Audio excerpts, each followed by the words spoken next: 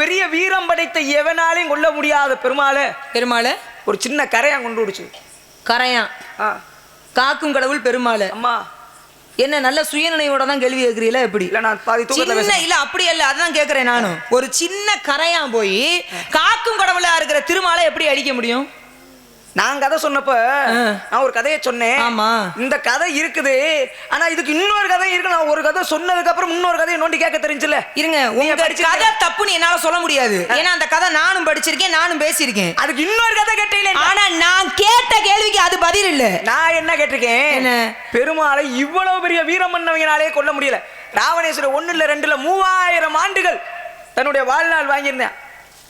அப்பேற்பட்ட ராவணே சொன்னாலே மகாவிஷ்ணு கொல்ல முடியல, பெருமாளை கொல்ல முடியல. சின்ன கரையான் கொண்டுடுச்சு. எங்க பதில சொல்லுங்க, நான் சொல்றேன். நான் ஏற்கனவே ஒரு கதை சொல்லிட்டு தான் வச்சிருக்கேன். நீங்க கேட்ட கேள்விக்கு நான் பதில் சொல்லாம நான் உங்கள்ட்ட கேள்வி. நீங்க எதையோ ஒரு கதையை சொல்லிவிட்டு நீங்க கேட்ட கேள்விக்கு பதில சொல்லிட்டு நீங்க திரும்ப சொல்லுங்க நீங்க பேசுறீங்கன்னு வைங்களேன், தேவையில்லாத பிரச்சனையை நீங்க இழுக்கிறீங்கன்னு அர்த்தம். என்ன தேவையில்லாத என்ன வேடிவன் விட்ட இருமா, வேடிவன் விட்ட அம்புல கிருஷ்ணனுடைய உயிர் போச்சா போலையா? கிருஷ்ணனுடைய உயிர் பிரிந்ததுக்கு அது மட்டும் காரணம் இல்லையா? எப்படி பிரிஞ்சிச்சு? உயிர் போகுதுன்னா யாரோ ஒருத்தர் ஏதோ ஒரு காரணத்துக்காக உயிர் பிரிஞ்சிருக்கணும். நீங்க தானே முன்னாடி சொன்னீங்க அவர் தான் கடவுளாச்சு, அவருடைய உயிர் எப்படி பிரியும்னு. ஏதோ ஒரு கதை சொல்லக்கூடாது, விட்டனால உயிர் பிரிஞ்சிச்சு. ஆனா அதுக்கு ஒரு காரணம் இருக்குன்றீங்க. அந்த காரணம் இருக்கட்டும், அதுதான் வேணும். நான் ஒரு கதையை சொல்லியிருக்கீங்க.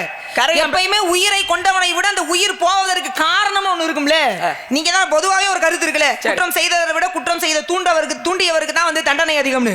அது மாதிரி இங்கே ஒரு காரணம் இருக்கு. பாருங்களே, சொல்லுங்க. ராமாயணத்துல சீதை மண்ணுக்குள்ள இருந்தா வந்தாங்க, ஆனா திரும்ப மறுபடியும் மண்ணுக்குள்ளே போக காரணம் என்ன? ஏன்னா சித்திர முதல் நாள் என்று ஏர் உலகும் போது சீதையை பற்றியோட கண்டெடுத்தாங்க. மறுபடியும் சீதாதேவி என்ன பண்ணாங்க? பூமி பிளந்து மண்ணுக்குள்ள தான். அதுக்கு காரணம் என்ன? அதுக்கு ஒரு அடிப்படை காரணம் இருக்கு. அப்ப அந்த மாதிரி இதுக்கு நீங்க அடிப்படை காரணம் கேட்கறீங்க, இல்லன்னு சொல்லல. சரி, நான் கேட்டுக்கிறேன் உங்கள்ட்ட. நான் ஒரு கதையை சொல்லிட்டு உங்கள்ட்ட கேட்டிருக்கேன், நீங்க பதில் சொல்லலாமே. நீங்க கேட்கறது என்னன்னா கொஞ்சம் வித்தியாசமா இருக்கு, நான் யோசிக்கிற மாதிரி இருக்கு. காக்கும் கடவுள் திருமால் அவருடைய உயிரை அழிக்கிறதுக்கு மிகப்பெரிய அரக்கர்கள் எவ்வளவோ கதைகள்ல முடியல.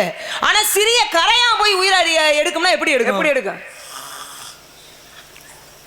அப்ப நீங்க பதில் அப்ப சொல்ல மாட்டீங்க. அப்ப நான் சொன்னா நீங்க சொல்லுவீங்களோ? அப்படியே வச்சுக்கோங்க.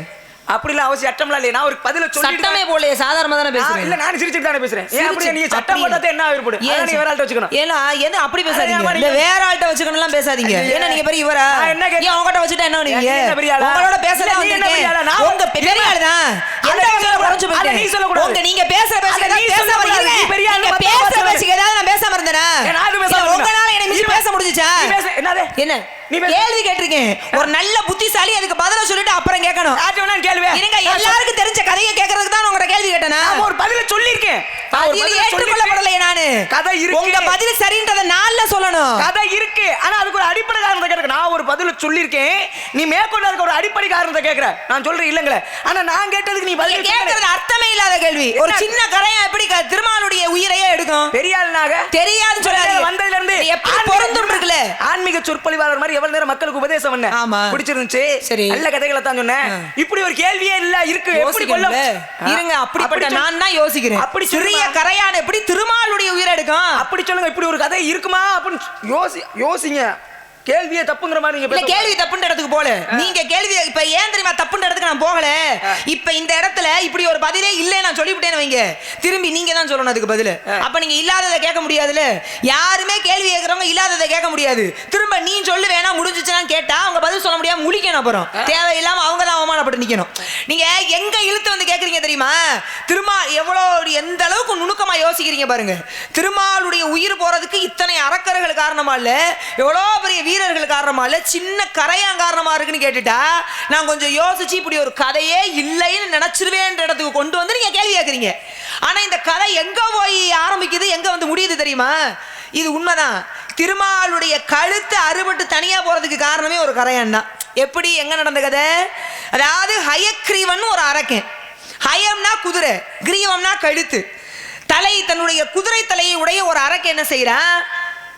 இறைவன்ட்ட இருந்து வரத்தை வாங்கிக்கிட்டு வேதங்கள் எல்லாம் கொண்டு போய் யாருடைய பிரம்மாவினுடைய படைப்பு தொழிலுக்கு அதிபதியா அடிப்படையாக இருக்கக்கூடிய வேதங்களை கொண்டு போய் கடலுக்கு நடுவில் ஒளிச்சு வச்சுக்கிறான். இந்த ஹயக்ரீவன் அழிக்கணும்னா அவன் வாங்கின வரம் என்ன தெரியுமா? என் பெயருடைய என் உருவத்தை உடைய ஒருவன் மட்டுமே என்னை அழிக்க வேண்டும் என்பதை அவன் வாங்கிய வரம். அவனை மாதிரியே இருக்க ஒருத்தன் அவனை அழிக்க முடியும். இப்ப அவன மாதிரியே இருக்க ஒருத்தன் அழிக்க முடியும்னா என்ன செய்யறது? இப்ப வேதத்தை மீட்டெடுக்கணும், அவன மாதிரியே இருக்கிற ஒருத்தன் உருவாகணும். இங்க என்ன நடக்குது அப்படின்னா, எல்லாரும் காக்கும் கடவுள் திருமால்கிட்ட போய் முறையிடுறாங்க. முறையிட்டு இந்த மாதிரி உங்களை மாதிரி, அதாவது ஹயக்ரீவன் ஒரு அரக்கன் அவன மாதிரி இருக்கணுமா, அவன் பேர் உடையவன் தான் அழிக்க முடியுமா, அப்படி ஒரு வரத்தை வாங்கிட்டான், என்ன செய்யறதுன்னு தெரியலன்னு எல்லாரும் முறையிடுறாங்க. அங்க திருமால் என்ன செய்யறாரு அப்படின்னா, இது ரெண்டு விதமா சொல்லுவாங்க. ஒன்னு, ஏற்கனவே போர் புரிந்த அசுரர்களோடு திருமால் சற்று ஓய்வெடுப்பதற்காக வில்லினுடைய ஒரு நுனியை தன்னுடைய நாடியில வச்சு அப்படி ஓய்வெடுத்துக்கிட்டு இருந்தார் அப்படின்னு. இன்னொரு கதை என்ன சொல்லுது அப்படின்னா, திருமால் தியான நிலையில அரக்கனை அழிக்கிறதுக்கு கிளம்பிட்டாரு, சாரங்கத்தை எடுத்துக்கிட்டு வில்ல எடுத்துக்கிட்டு கிளம்பி வந்துட்டாரு. இப்ப அரக்கனை அழிக்கணும், ஆனா அவன் வாங்கின வரம் என்ன, அவன் முகம் இருக்கணும், அவன் பேர் இருக்கணும், என்ன செய்யறதுன்னு தெரியல. அப்ப தன்னுடைய வில்லினுடைய அந்த ஒரு பகுதியை தன்னுடைய நாடியில வச்சு அப்படியே யோசனை செய்த வண்ணமாக அப்படியே தியானத்துல அமைதியா உட்கார்ந்துருக்காரு, என்ன செய்யறதுன்னு யோசனையில. இந்த யோசனைக்கு நடுவுல இப்ப என்ன பண்ணாலும் அவரால் அழிக்க முடியாது, ஏன்னா அவருடைய முகம் மாறணும், அவர் தலை மாறணும், அவர் ஹயக்ரீவர் குதிரை தலையா மாறணும். இப்ப என்ன செய்தார் அப்படின்னா, பிரம்மா கரையான் என்ற ஒரு உயிரினத்தை படைத்து அனுப்புறார். அப்பதான் கரையான் படைக்கப்பட்டதாகவும் சொல்றாங்க.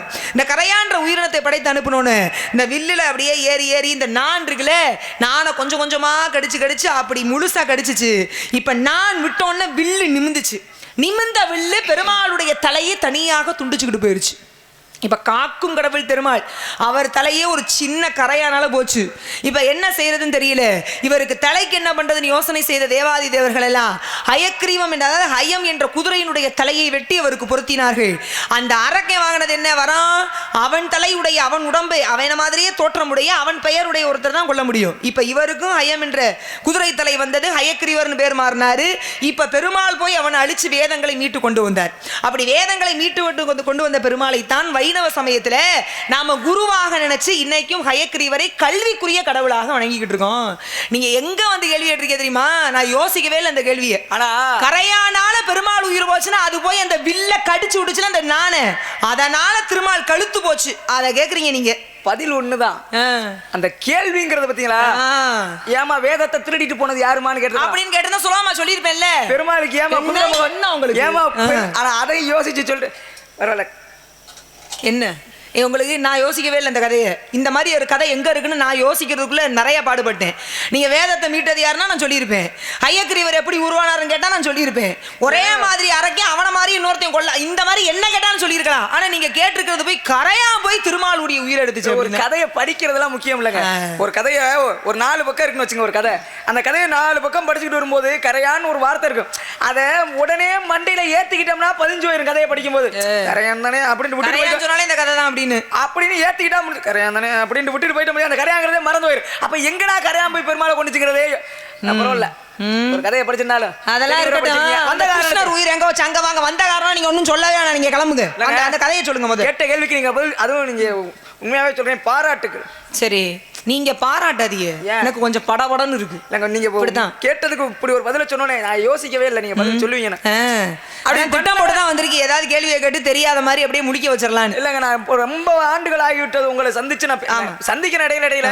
ஆனா உங்களை நிறைய பேசி கிட்டத்தட்ட ஒரு 7-8 ஆண்டுகள் இருக்கும்னு நினைக்கிறேன். அது வலைதளத்துல கூட இருக்கணும். அந்த மாதிரி பேசுறதுனால அதற்குண்டான மேடைகள் அமைகிறது இல்லை. சரியா, அப்படியே அமைஞ்சாலும் அது ஒரு சில சூழ்நிலையின் காரணமா வேற மாதிரி அமைஞ்சிருது, இல்லாட்டி ஏதாவது கூட்டம் ஆளே இல்லாம இருக்கு, அப்படி அமைஞ்சிருது இருக்கு. ஓரளவுக்கு இருக்கனால அந்த வசனங்கள் சரி இருந்தாலும் வந்த வேலையை கூற வேண்டும், வந்த காரணத்தை கூற வேண்டாம். நான் கேட்கவே இல்லை, பதில சொல்லுங்க சும்மா. பாரதத்துல பாண்டவர்கள் கௌரவர்கள்ங்கிறோம்ல, பாண்டவர்கள் 5 பேர். இந்த 5 பேர்த்தினுடைய உயிரையும் கடைசி வரைக்கும் காப்பாத்திக்கிட்டே இருந்தது யார் தெரியுமா? எம்பெருமான் கிருஷ்ண பரமாத்மா. ஆனா அங்கிட்டு பாத்தீங்கன்னா காந்தாரி 100 பிள்ளைகளை பெற்றெடுத்தா, ஆனா 100 பேரை இறந்தாங்க. அப்ப காந்தாரி ஆகப்பட்டவள் என்ன நினைக்கிறா, ஒரு தாய் தகப்பன் பிள்ளைகளை பெற்றெடுக்கிறது எதுக்குங்க, கடைசி காலத்துல தாய் தகப்பனுக்கு ஈம காரியங்கள் பண்ணணும். ஆனா கடைசி வரைக்கும் என்னுடைய 100 பிள்ளைகளையும் கிருஷ்ண பரமாத்மா நீ என் கண்ணெதிரியே பூராத்தி அழிச்சிட்ட, அவங்களும் உனக்கு மருமையுது, இவங்களும் மருமையுது. ஆனா என் பிள்ளைய 100 பேர் என் கண்ணு முன்னாடியே துடிக்க செத்தாங்களே, இதுக்கெல்லாம் காரணம் யாரு? நீதானே. என்னுடைய குலமே அழிஞ்சு போச்சு. என்னுடைய குலம் எப்படி என் முன்னாடியே கண்ணு முன்னாடி அழிஞ்சிச்சோ, அதே போல உன்னுடைய யாதவர் குலம் உன் கண்ணு முன்னாடியே அடிச்சுக்கிச்சாவாங்க, நீயும் இறப்பாய் இந்த பூமியிலே. பாருங்க, கிருஷ்ணன் கடவுள், கிருஷ்ணன் கடவுள், அவ்வளவு சீக்கிரத்துல யாரும் எளிமையா கொன்ற முடியாது. ஆனால் காந்தாரி கொடுத்தால் சாபத்தை, எப்படி என் பிள்ளைய ஒவ்வொருத்தரையும் கொள்றதுக்கு நீ காரணமா இருந்தியோ, அதே மாதிரி நீயும் சாபம், உன் குலமும் உன் கண்ணு முன்னாடியே ஒருத்தனுக்கு ஒருத்தன் அடிச்சிடுச்சாவே உன் நகரமே கடலுக்கு போய் மூழ்கும்னாங்கிற சாபத்தை கொடுத்தது யாருன்னு கேட்டா காந்தாரி. அதனாலதான் பாருங்களேன், பெண் மோகத்துல குளிச்சுக்கு இருக்கிறாங்க. குளிச்சுக்கிட்டு இருக்கும்போது பெண்கள் எல்லாம் குளிச்சுக்கிட்டு இருக்காங்க. பெண்கள் குளிச்சுக்கிட்டு இருக்கும்போது இவங்க பாக்குறாங்க யாதவர்கள் ஒருத்தருக்கு ஒருத்தன் பக்கத்துல அந்த பெண்களை பார்த்து அது எனக்கு தாண்டா உனக்கு தாண்டா சொல்லி எல்லா பேரும் சண்டை ஓட்டு கோர புள்ள புடிங்கி அடிச்சுட்டு செத்து போனாங்களாம். கோர புள்ள அந்த மாதிரியும் உண்டு. அப்புறம் இன்னொன்னு என்ன அப்படின்னா, இந்த விழா நடக்கும் இல்லையா, இந்த இந்திர விழா. அப்ப என்ன செய்யறாங்கன்னா, அந்த மக்கள் எல்லாம் சேர்ந்து சின்ன பிள்ளையெல்லாம் விளையாண்டு இருக்கும்போது ஒரு இளைஞர்கள்லாம் சேர்ந்து முனிவர் அந்த வழியாக துர்வாச முனிவர் வரும்பொழுது ஒரு பையன் மட்டும் என்ன பண்றான்னா, பெண் வேடம் விட்டு கருவில் ஏதாவது கருவுட்டு இருக்கிறது மாதிரி நடிக்கிறான், மாசமா இருக்கிறது மாதிரி. அவருக்கு தெரியும் இருக்கிறது பெண்ணே கிடையாது, ஆண் தான் பெண் வேடம் போட்டிருக்கான்னு. ஆனா மாசமா இருக்க மாதிரி நடிக்கிறது இவருக்கு கோவம் வந்துருச்சு. நீ கர்ப்பஸ்திரியே இல்லாம ஒரு பெண்ணாக மாறி கர்ப்பஸ்திரியா இருக்கிறதுனால நடித்த காரணத்தினால உன்னுடைய வயிற்றில் உண்மையாகவே கருத்தரித்து இரும்பு உலக்கை பிறக்க கடவுது. அந்த இரும்பு உலக்கையால் உனக்கு அழிவு நேரிடுன்ற மாதிரி சாபம் கொடுத்தார். அந்த இரும்பு உலக்கையை ஒடிச்சு கொண்டு தண்ணிக்குள்ள போடுறாங்க, அதுதான் கோரப்புலா மாறுது. ஒருத்தர் மது அருந்தி கொண்டு அடித்து கொண்டு நீங்க சொன்ன மாதிரி கோரப்புள்ள எடுத்து அடிச்சுக்கிட்டு இறந்து போனாங்க. கடவுளாக இருந்தாலும் கிருஷ்ண பரமாத்தான் தான் செஞ்ச தவற உணர்ந்தார். உணர்ந்தனாலதான் காந்தாரி கொடுத்த சாபத்தை ஏத்துக்கிட்டார். கடவுளுக்கே சாபம் கொடுத்தால் காந்தா, ஏன்னா அந்த அளவுக்கு கற்புக்கரசியாக அந்த அம்மாவினுடைய வாழ்க்கையில தன்னுடைய கணவனுக்காக அந்த உலகத்தையே பார்க்காமல் கண்களை மூடிக்கொண்டு வாழ்ந்தவள். சரி இருக்கட்டும், அந்த அம்மா கொடுத்த சாபம் தான் யாதவர் குலமும் அழிந்தது, கண்ணனும் அழிந்தார் என்பது கருத்து கதை. சரி இருக்கட்டும், சொல்லுங்க. நான் வந்த வேலை உங்களை கொண்டு போய் எப்ப நீங்க வந்தாலும் வேலையே நேரமே இருக்க மாட்டேங்குது.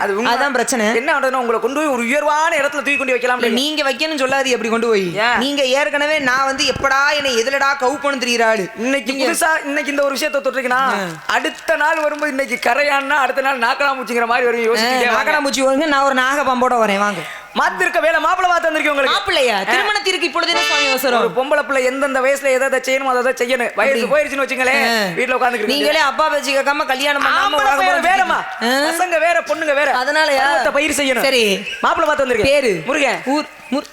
முருகப்பெருமானா? அம்மா நான் வணங்குற சாமி. அட யாருங்க நீங்க? விவசாய கட்டவரா இருக்கீங்க. நான் வணங்குற தெய்வத்தை எனக்கு மாப்பிள்ளையா பாட்டு வந்து இப்படி நிம்மதியா கெடுத்துட்டீங்க. என்ன உலகத்துல முருகனுடைய அருள் கிடைக்காதான்னு அருள் கிடைக்கும் தான் நினைப்பாங்க. அவர் புருஷனா கிடைக்க வேணாம், அருளே கிடைக்காதான்னு ஏங்கி இருக்கும்போது அவரே புருஷனா கிடைக்கிறாரு. நீ செஞ்ச புண்ணியம். பக்தர்களாக இருக்கிறதா சிறப்பு. மனைவியா இருந்தா கண்டுக்கிற மாட்டாரு. வேணாம், பக்தை கடவுளை கல்யாணம் பண்ணலையா? கட்டிக்கிட்டா மகாலட்சுமி ஆண்டாளா பிறந்தா கட்டிக்கிட்டா நியாயம் இருக்கு. ஏற்கனவே கல்யாணம் ஆனவர் அடுத்த புருஷன் எனக்கு வேணாம். காவலுக்கு வந்திருக்கேன். ஆமா, உனக்கு முன்னாடி வேற இடத்துக்கு வேற யாராவது காவலுக்கு வந்திருக்காங்க. லட்சுமி ஒரு பெண்ணு முல்லை நிலத்திற்கு போனாங்க. எதுக்கு போனாங்க? போனவங்க காவலுக்கு போன அந்த அம்மா கடைசில என்ன கல்யாணம் முடிச்சுக்கிட்டா அந்த நிலத்தினுடைய தெய்வத்தை. எப்படி கல்யாணம் பண்ணா? காதலிச்சு. அந்த அம்மா காவலுக்கு போய் காதலிச்சு. காதல் வந்துச்சு பண்ணுச்சு, எனக்கு காதல் வரலையே. நான் தூண்டி என்ன அது காதலையா? நீங்க வேற அதெல்லாம் வராது. அப்ப முருகனை எனக்கு பிடிக்கல. அல்லுமகளும் இந்த அவசையினை விடுத்து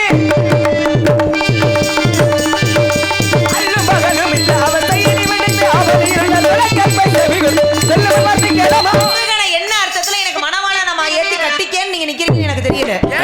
நீங்க என்ன பண்ணாலும் சரி, தலையில தண்ணி குடிச்சாலும் முருகன் எனக்கு கட்டி வைக்கிறது நடக்காத காரியம். பொய்யான தவ வேடம் புனைத்து வந்தவரே, பொய்யான தவ வேடம் புரிந்து வந்தவரே, பூமியில் கோசுர்கள் புகழும் நாரதரை கைவரிசை செல்லாது காவலான் சொன்னேன். ஓக இந்த சீனமே வளர்த்தவளே கொள்ளாது மாநில இயல்பை சொல்லுவன் பார்த்து கேளவோ பறிந்து கொண்டு இசைக்க வந்தது போதும். நீ புலத்தில் நாமல் இங்கேயும் போவதோடு கைவரிசை செல்லாது ஒருவரும் இல்லை மேதிலையிலும் தந்த மாறு முகனை கேட்டால் அல்லவம் மனதும் சொல்லுவன் பார்த்து கேளவோ கொடுப்பது உங்கள் கோத்திரத்தின் முறைய ஓட்டம் அல்ல வந்து உனக்கு என்ன அக்கறைய கைவரிசை செல்லாது. ஆரவரை பார்த்து கூட்டி கொடுக்கிறேன் பாடுது. நீங்கள் வாசிச்சுக்கிறீங்க. ஈரேல் 14 உலகம் சுற்றக்கூடிய மாபெரும் முனிவர் நாரதர். அப்பேற்பட்ட நாரதரை பார்த்து எப்பொழுது நீ குட்டி கொடுப்பார் என்று கேட்டாய். இன்று மாலை சூரியன் மறைவதற்குள்ளாக உன்னையும் இந்த முருகனை மனமடித்து வைக்காவிடு. நாரதரும் இல்லை அடித்திருப்பது ரொம்ப படிச்ச வருகிறேன்.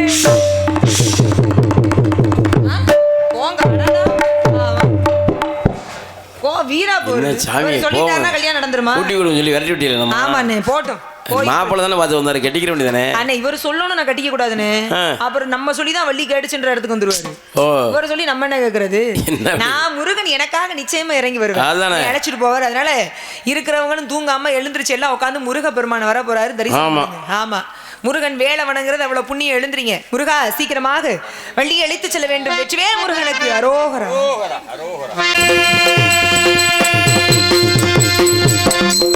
சம்போ மகா தேவா தேவா தேவா தேவா. ஓம் நம சிவாய நமக.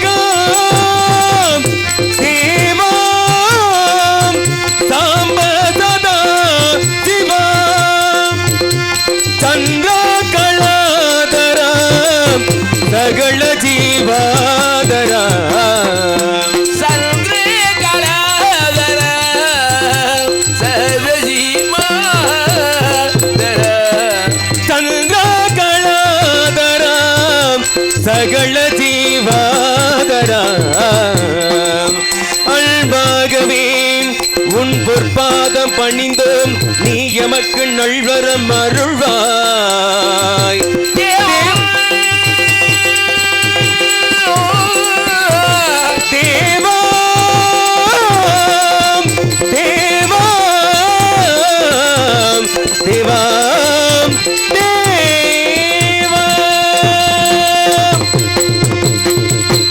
சம்போ மகாதேவா சம்போ மகாதேவா நமச்சிவாய வாழ்க நாதன் தாள் வாழ்க இமைப்பொழுதும் நெஞ்சல் நீங்காதன் தாள் வாழ்க கோகொள்ளி ஆண்ட குருமணி தாள் வாழ்க ஆகமுமாக நின்று அன்னிப்பான் தாள் வாழ்க ஏகன் அநேகன் இறைவடி வாழ்க தீமைகள் விலகி நன்மைகள் பிறக்கு அசுரளித்து தேவர்கள் வாழ்வைக்கு யாம் அவதரிக்கப்பட்டோம் காசி பெறும் மாயன் அசுரப்பனும் முதலாம் ஜாமத்தில் மனிதொருத்திலிருந்து மனிதடி சூரபத்மனும் இரண்டாம் ஜாமத்தில் சிங்க உருவத்திலிருந்து சிங்க முகமுடைய சிங்கனும் மூன்றாம் ஜாமத்தில் யானை உருவத்திலிருந்து யானை முகமுடைய தாரகனும் நான்காம் ஜாமத்தில் ஆட்டு உருவத்திலிருந்து ஆட்டுத்திரடைய அஜமையின் அசுரப்பெண்ணும் பிறந்தனர் மாய காரணமாக தோன்றி 4 பேரும் ஆணவில மிதந்தனர் காசி பெரு தன் பிள்ளைகளும் குழந்தைகளை வடதிசை நோக்கி சென்று சிவன் நோக்கி தவம் செய்து வேண்டிய வரங்களை பெற்று வாழுகளை உதவி செய்தார் அவர்களும் சிவன் நோக்கி கடும் தவம் இருந்து பல வரங்களை பெற்றனர் இவர்களுள் சூரபத்மனோ சிவன் நோக்கி கடும் தவம் இருந்து 107 மேல் வாழவும் 1000 இடங்கள் அரசாளவும் இந்திரஜாலம் தேறி மிருவாக பெற்றவன்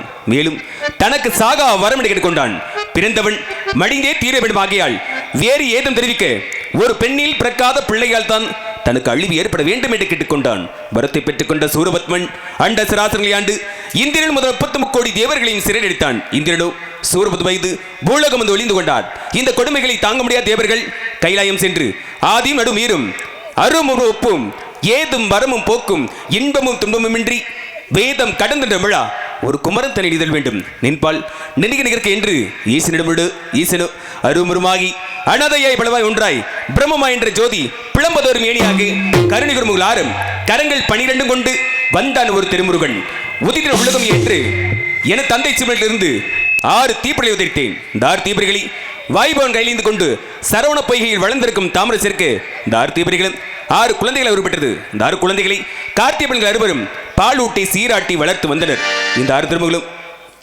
ஞானம் ஐஸ்வர்யம் அழகு வீரியம் வைராக்கியம் புகழ் எனும் 6 குணங்களை குறிக்கிறோம் இந்த 6 திருமுகளை என் அன்னை பார்வதி கட்டி அணைக்க 6 உருவமும் ஒரு உருவமடம் தேவர்கள் வேண்டும்படி அசுரை அளிக்கும் பொருட்டு என் அன்னை பரமேஸ்வரி தெளிவுபடுத்தி முதலில் தாரகனையும் சிங்கமோசரி எதிர்த்தேன் பின்பு சூரபத்மனோ அவனோ கடலடுவி வீர மகேந்திரபுரி என்ற பட்டணத்தில் வீசி தந்தான் பின்பு அவரிடப்போடு அவனோ வெற்றி பெற முடியாமல் ஓய்ந்து கொண்டான் தப்ப முடியாத சூரபத்மன் பெரும் மாமரக மாறின்றான் யாமோ என் அன்னை பராசரி மரத்தில் வச்சு மரமு 2ஆக பிளந்து ஒரு பகுதி மயிலாகவும் மற்றொரு பகுதி சேவலாகவும் மாறியது மயிலை தன் வாகனமாகவும் சேவலை தன் கொடியாக வைத்துக் கொண்டு இத்தனிகாசலத்தில் வீட்டிருக்கிறே அனுரமும் என்னை காண வரும் பக்தர்களோட நாரதர் காணவில்லை யாடி வரி பின்னி மணி ஓசையர் முன்னேற நாரதர் வருகிறார் பின்னி அவர் காணமொழிக்கிற முன்னே சந்திக்கலாம் நாரதரே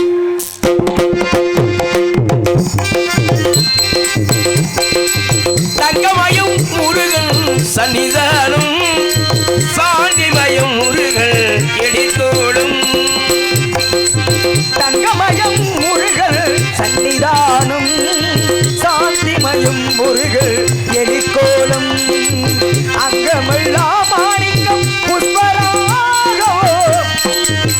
அங்கமெல்லாம் மாணிக்கம் புஷ்பராகம் அங்கே 1000 சூரியனில் ஒளி வீசும் அங்கே 1000 சூரியனில் ஒளி வீசும் தங்கமயம் முருகன் சன்னிதானம் சாந்திமயம் முருகன் எலிக்கோலம்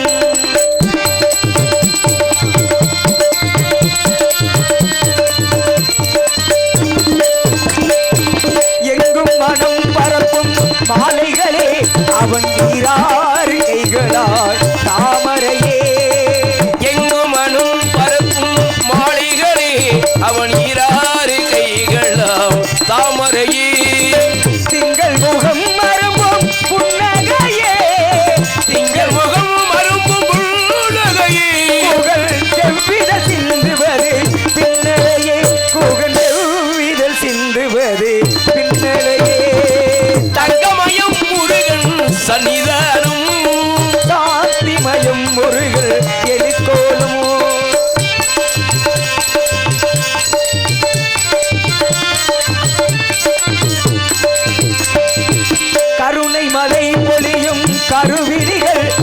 காட்சியில் தோன்றுவது பெருவழிகள். கருணை மழை பொழியும் கருவெளிகள் அவன் காட்சியில் தோன்றுவது பெருவிழிகள். அமுதம் கூடி வரும் திருவடிகள், அமுதம் ஊறி வரும் திருவடிகள். அவை அடைக்கலம் என்பார்க்கோர் புதுநிலைகள், அவை அடைக்கலம் என்பார்க்கோர் புதுநிலைகள். மயம் முருகன் சன்னிதானம் சாந்திமயம் முருகல் எலிக்கோலம் ஓம் சாந்திமயம் முருகல் எலிக்கோலம் ஓம் சாந்திமயம் முருகல் எலிக்கோலம். காலத்திற்கு முன்பே மூத்த குடி பிறந்த இந்த தமிழின மக்களை எல்லாம் வாழ வைக்கும் முருகனுக்கு நாரதரின் அன்பு வணக்கங்கள் பல. முருகா வருக வருக. கழகத்தின் பிறப்பிடமே வருக, கானத்தின் இருப்பிடமே வருக. வீணையும் இசையும் விலங்கின குரலும் தேனிமணிய வாய் சேர்ந்து ஒளிபடந்து ஊனையும் உயிரையும் இருக்கும் நிமித்தது வருகை. கழுதமை உலகம் என்று பொது நலத்திற்காக தன்னை அர்ப்பணித்த கலைவாணில் பெறுவர் வருகை. காரூணிஷிலேர் வருகை. தங்கள் வருகையால் நான் மட்டுமல்ல இந்த இடமையை சிறப்படைந்திருக்கிறது. தாங்கள் வந்த காரண காரியத்தை என்னவென்று இருக்கும்போதாக கானம் பாடுவதங்களுக்கு அடியேனும் காணத்தாலே வரவேற்க வேண்டும் இனத்தோடு இந்த சிறியவனின் எளிய வரவேற்பித்த பெரியோர் மனமலை கேட்டுக்கொண்டு வரவேற்பிதோ. இவரங்க மேடையில் முருக கடவுளாக வேடந்தாங்கி நடிக்கும் தமேந்திரன் அவர்களுக்கு பொன்னாடை போர்த்தி கௌரவப்படுகிறது.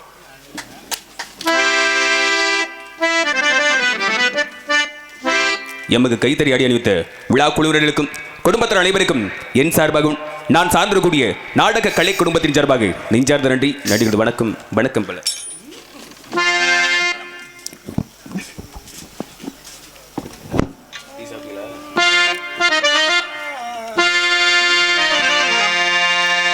இனிதான சுரம் ஞான இசை மேதையே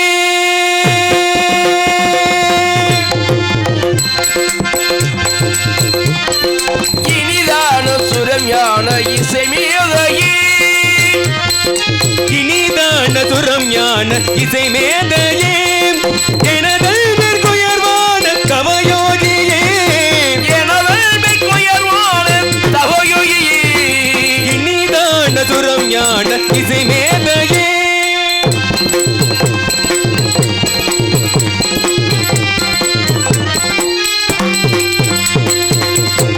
மனிதாபிமானத்தை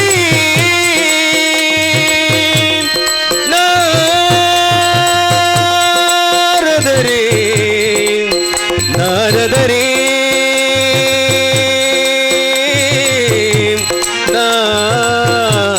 நாரதரே மனிதாபிமானத்தை நாரதரே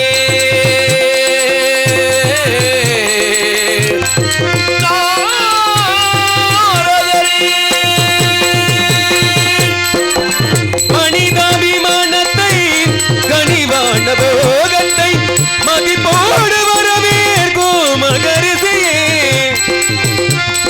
மதிப்போடு வரவேற்கும் மகரிஷியே இனிதான சுரம் ஞான இசை மேதையே எனதல்வர்குயர்வான தவயோகியே இனிதான சுரம் ஞான இசை மேதையே.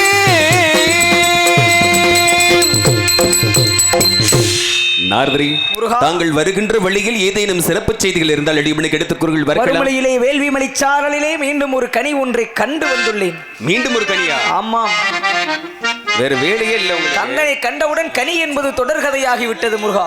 இப்படியே தொடர்ந்துகிட்டே போயிட்டு தான் என் நிலைமை என்ன ஆகுறது? ஏன் கனி என்றவுடன் ஏன் கந்தனுடைய மனம் கலக்கம்? காரணம் என்ன அப்படின்னா, அன்றைக்கு ஒரு கனியை கொண்டு வந்திருக்கீங்க அல்லவா? ஆமாம். நான் சிறு பாலகன் இருப்பது ஒரு கனியை கொண்டு வந்தீங்க. யார் இடத்துல கொடுங்க? தந்தையிட்ட கொடுத்தீங்க. என்ன நிபந்தனை வைத்தார்கள்? இந்த உலகை யார் முதலில் சுற்றி வருகிறார்களோ அவர்களுக்கு கனி அப்படி விஷயத்தை முன் வச்சாங்க.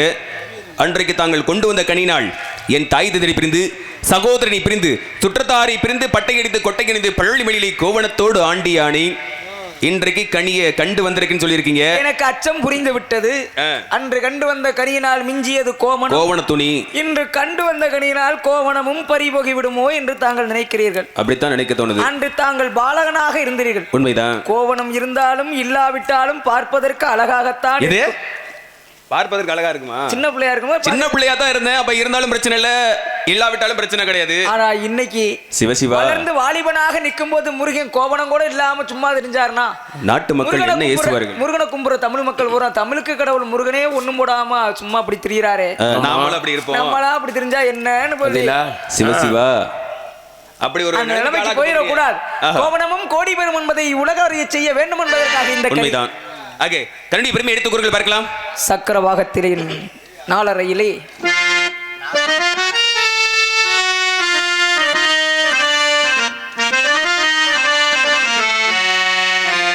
மாங்கனிக்கும் தேன்கதலி வங்கனிக்கும் மேலினிக்கோ ஒரு பூங்கனியை கண்டு என் மனம் பூரித்தேன் முருகா முருகா முருகா முருகா. மாங்கனிக்கும் தேன்கதலி மாங்கனிக்கும் தேன்கதலி வண்டினிக்கும் மேடினிக்கும் ஒரு பூங்கனியை கண்டு மனம் பொறித்தேன் முருக. அக்கனியை இக்கணமே அக்கனியை இக்கணமே அதை கொய்யாமல் கொய்தனைத்து கொள்வீர். அக்கனியை இக்கணமே அதை கொய்யாமல் கொய்தனைத்து கொள்வீர். நீ பாதி நான் பாதி கண்ணே அருகில் நீ இன்றி தூங்காதே கண்ணே. நீ இல்லையே இந்த நான் இல்லையே உயிர் நீயே. நீ பாதி நான் பாதி கண்ணே அருகில் நீ இன்றி தூங்காது கண்ணே. எப்படி பாருங்க, ஒரு சிற்றின்பத்திலே ஒரு பேரின்ப பாடம். இப்படி கோத்து விடுறது உங்களுக்கு தெரியும். ஏன் முருகா? மாங்கனிக்கும் தேன் கதலி வங்கனிக்கு மேல் எண்ணிக்கும் ஒரு பூங்கனி கண்டு மனம் பொறித்தேன் முருகா அப்படின்னு சொல்லியிருக்கிறீங்க. கனிகளிலே உயர்வான கனி அப்படின்னா மா வாழை பழம் இந்த 3 கனியை சொல்லுவாங்க. இந்த 3 கனிகளை காட்டிலும் ஒரு கனி உயர்வான கனி ஒன்று இருக்கிறது என்று தாங்கள் கூறுதான் கேள்விப்பட்டிருக்கிறேன். இருந்தாலும் கூட கனியுடைய ஸ்லாத் மட்டும் கேட்கலாமா? கேளுங்க. ஸ்லாக்கியம் என்ன முனியே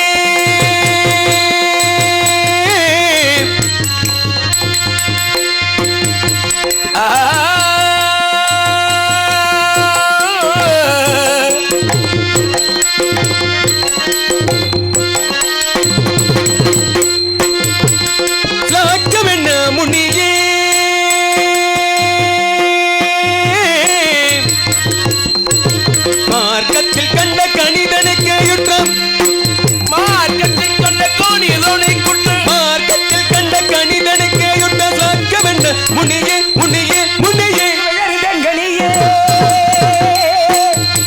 கனியே கனியே கனியே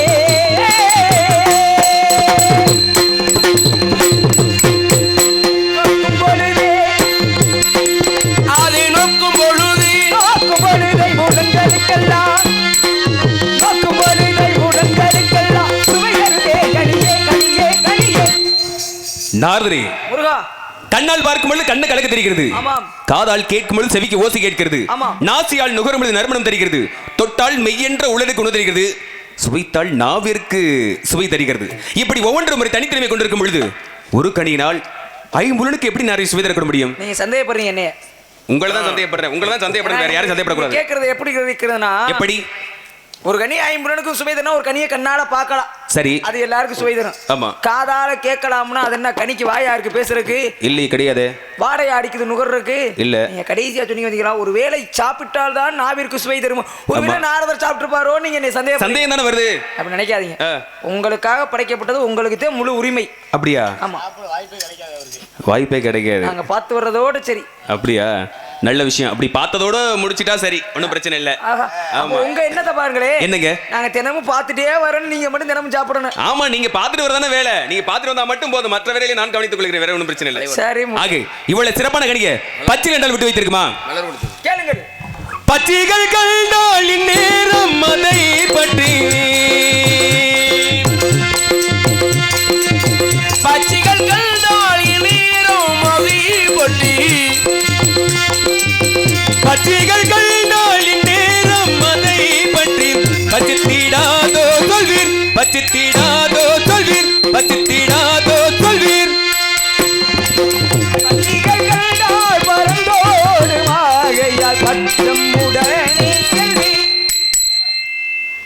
நாரதரே, இது மேலும் ஒரு விந்தையாக இருக்கிறது. ஆமாம். காரணம் என்ன அப்படின்னா, கனி என்றாலே பறவைகள் விரும்பின கூட என்று. இப்பத்தையும் புரியுது. பறவைகள் விரும்பி சாப்பிடுறது பழத்தத்தை பழம்தான். ஆமாம். ஆனா கனியை கண்ட உடனே பல பறவை எல்லாம் பறந்து போதுனா ஒருவேளை அழுகி போயிருக்குமோ? அந்த பறவைலாம் ஞான பறவைகள். ஞான பறவையா? பறவைகள் விரும்பி சாப்பிடுறது பழத்தத்தை. சரி, பறவையே பறந்து ஓடுற அளவுக்கு அந்த கனி இருக்குன்னா அதை கொண்டாந்து உங்க தலையில நான் கட்ட போறேனே. நான் எப்படி சமாளிக்க போறேன்? நினைக்காதீங்க. பிறகு மனம் வாக்கு காயம் சொல்லக்கூடிய மும்மல பட்சிகளுக்குமே எட்டாத உயரம். பட்சிகளுக்கு ஏட்டவில்லையா? பட்சி வடைகள் அல்ல, பட்சிகள். பட்சிகளுங்க, நான் பட்சினா சாப்பிட வச்சேன். பறவைகள் பறவைகளே எட்டல அப்படின்னா எனக்கு எப்படி நேரம் கிட்ட போய்க்கிறேன்? எனக்கு தான் கிட்டுமா? உங்களுக்கு எட்டும் கிட்டும். ஒரு வேளை பக்கத்துல ஒண்ணா முட்டினாலும் முட்டும். பக்கத்துல போனா முட்டுமா? ஆமா. அது என்ன மாடா? மாடுதான் முட்டன்ல முருகா. தொங்குது. சரி, நீங்க மரத்துல ஏறும்போது கனி உங்க தலையில தட்டுப்படும் பாத்தீங்களா? ஆமா, அதே முட்டும்னே. அப்ப நான் மரத்துல ஏறணும். ஆமா.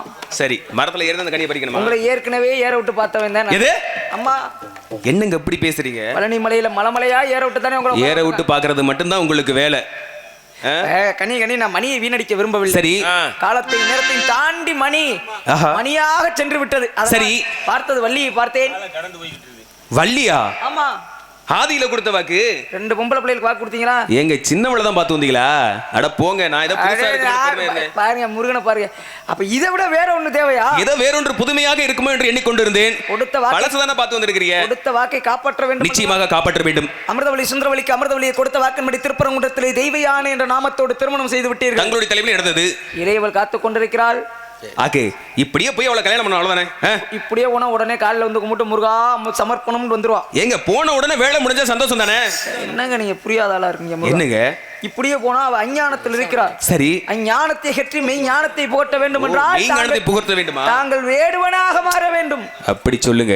ஆக வேடுவனாக ஒரு மாதிரி போகணும். எப்படி கல்யாணம் பண்ணணும்? எப்படி போறது? வேடுவனா மாதிரி என்னத்தை தேடி போறது? என்னத்தை தேடி போறது? அதை கேட்டீங்களா? வேடுவனா மாதிரி போகணும். எதை தேடி ஒரு புலி, ஒரு மான், ஒரு சிங்கம் இப்படியா தேடி போகணும்? எப்படி போக வேண்டும்? மான் குட்டி.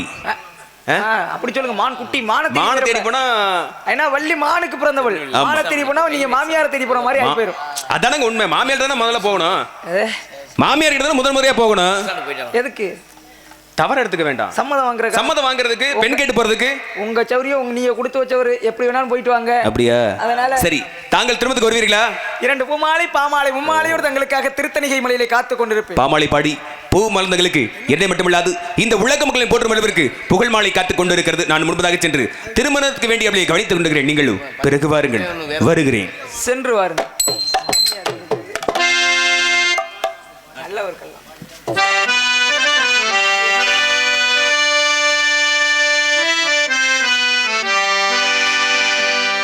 நல்லவர்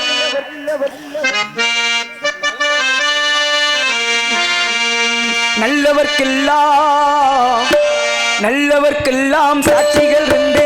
ஒன்று மனசாட்சி, தெய்வத்தின் சாட்சியம்மா. நம்பிக்கை வைத்தே நல்லையும் பார்த்தால் தெய்வத்தின் சாட்சியம்மா. அதுதான் உள்ளத்தின் சாட்சியம்மா.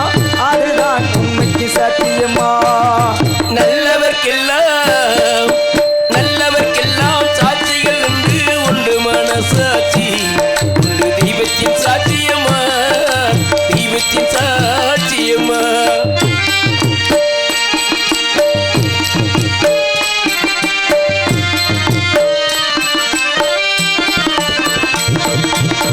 நதி வெள்ளம் காய்ந்து விட்டால் நதி செய்த குற்றம் இல்லை. விதி செய்த குற்றம் இன்றி வேறு யாரம்மா? நதி வெள்ளம் சாய்ந்து விட்டால் நதி செய்த குற்றம் இல்லை. விதி செய்த குற்றம் இங்கே வேறு யாரம்மா? பறவைகளே பதில் சொல்லுங்கள். பறவைகளே பதில் சொல்லுங்கள். மனிதர்கள் மயங்கும் போது நீங்கள் பேசுங்கள். மனதுக்கு மனது கொஞ்சம் தூது செல்லுங்கள். நல்லவர்க்கெல்லாம் சாட்சிகள் என்று உண்டு மனசாட்சி, உண்டு தெய்வத்தின் சாட்சியம்மா, தெய்வத்தின் சாட்சியம்மா.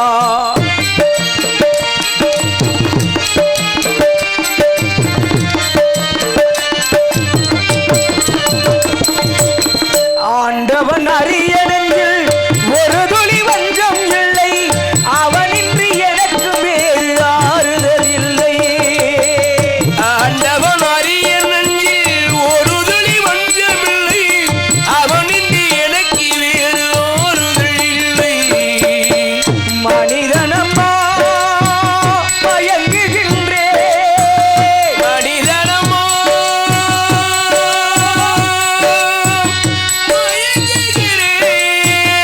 அவருக்கு தெரிந்த மனிதன் அழுவதில்லையே, தவறு என்பானும் மண்ணில் வீழ்வதில்லை. நல்லவர்க்கெல்லாம் நல்லவர்க்கெல்லாம் சாட்சிகள் என்று உண்டு மனசாட்சி. தெய்வத்தின் சாட்சியம்மா, நம்பிக்கை வைத்து கல்லையும் பார்த்தால் தெய்வத்தின் சாட்சியம்மா, அதுதான் உள்ளத்தின் சாட்சியம்மா, அதுதான் உண்மைக்கு சாட்சியம்மா.